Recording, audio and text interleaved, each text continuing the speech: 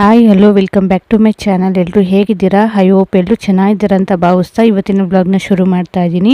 ಇವತ್ತು early morning ಬೇಗನೆ ಎದ್ದು ಬ್ರೇಕ್ಫಾಸ್ಟ್ನ ರೆಡಿ ಮಾಡ್ಕೋತಾ ಇದ್ದೀನಿ. ಇವತ್ತು ನಾನು ಮಾಡ್ತಿರುವಂಥ ಬ್ರೇಕ್ಫಾಸ್ಟ್ ಬಂದ್ಬಿಟ್ಟು ಪನ್ನೀರ್ ಎಗ್ ರೈಸ್ ಅಂತ ಮಾಡ್ಕೋತಾ ಇದ್ದೀನಿ. ಇದಕ್ಕೆ ಬೇಕಾಗಿರುವಂಥದ್ದು ಪನ್ನೀರು ಮುಖ್ಯವಾಗಿ. ಅದನ್ನು ಸ್ವಲ್ಪ ಆಯಿಲ್ ಅಥವಾ ತುಪ್ಪ ಎರಡರಲ್ಲಿ ಯಾವುದಾದ್ರೂ ಒಂದರಲ್ಲಿ ಹಾಕ್ಕೊಂಡು ಗೋಲ್ಡನ್ ಬ್ರೌನ್ ಬರೋವರೆಗೂ ರೋಸ್ಟ್ ಮಾಡ್ಕೊಳ್ಳಿ.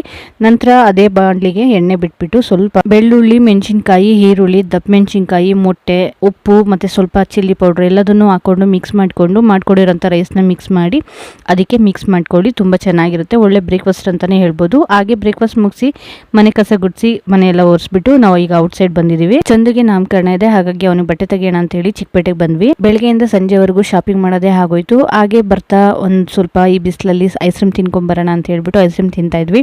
ಹಾಗೆ ಚಂದು ಕೂಡ ನೋಡಿ ಆಟ ಮಾಡ್ತಿದ್ದೆ ಅಂತೇಳಿ ಅವನಿಗೂ ಸ್ವಲ್ಪ ಹಾಗೆ ಟೇಸ್ಟ್ ಮಾಡಿಸಿದ್ವಿ.